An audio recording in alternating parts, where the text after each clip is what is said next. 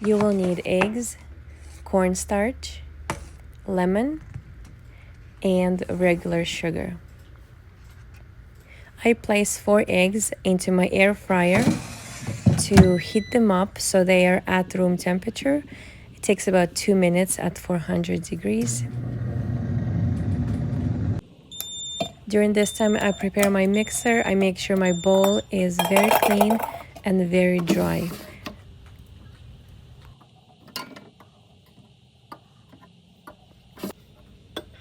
Then I separate egg yolk from the egg whites. You will not need the egg yolk, so you can either save it or toss it. 4 egg whites, however, will go into the mixing bowl. And I'm gonna start my mixer at the lowest speed. Every 10-15 seconds, I'm gonna be switching my speed to the next level until it reaches the fastest speed. This way, the protein that's inside of the egg yolk stays intact and creates a better texture when you mix the whole thing eventually for like 5 minutes.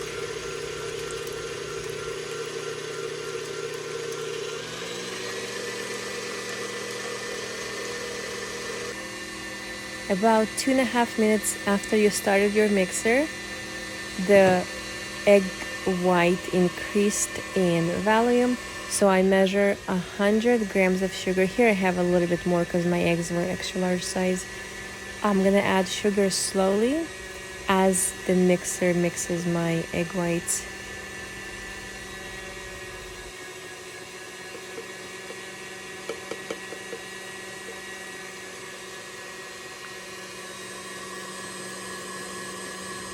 While everything is mixing, I'm gonna preheat my oven 315 degrees Fahrenheit.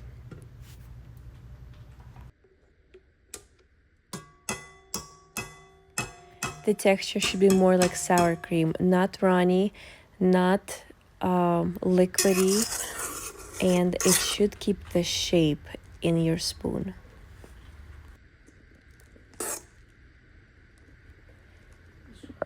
Now with the cornstarch, make sure you get the fresh one. If it's old, it may not do the magic. The purpose of this is to have a crunchy outside. You need 2 teaspoons of that. And then you also need 1 teaspoon of lemon. The lemon is for the chewiness or the softness inside part. You're gonna mix everything in with a spoon this time and lay it in the middle of the parchment paper. I use the pizza stone, and I'm gonna include the link at the bottom of my video. It spreads the heat evenly and it works best for this type of cake. Try to create a rectangular shape that is no more than 1 inch in height.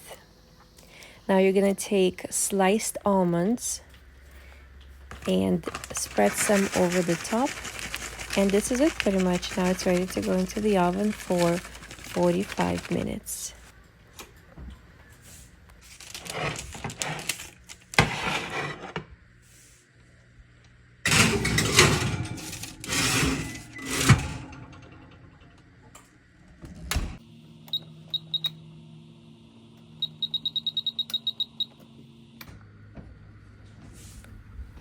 When it's ready, take it out and leave it on the table for a few minutes.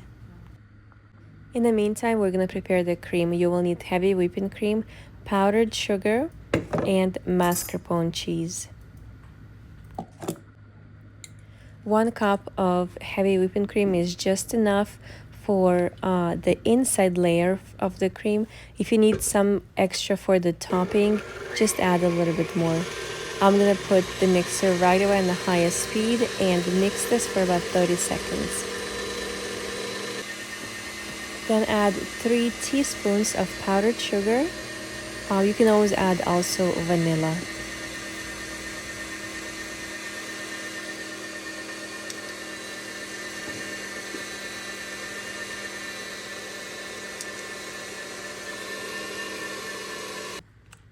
Because I used only 1 cup of heavy whipping cream, I'm gonna use only half of this can of mascarpone cheese.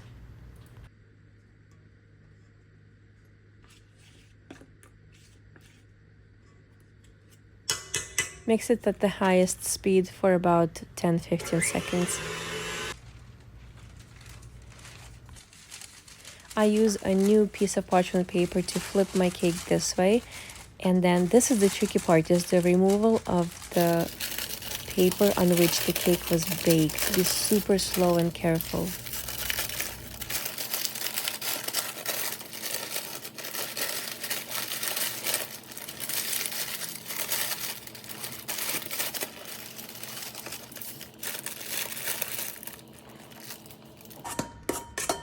The cake is still somewhat warm, but that's fine. You can add your cream in a thin, even layer.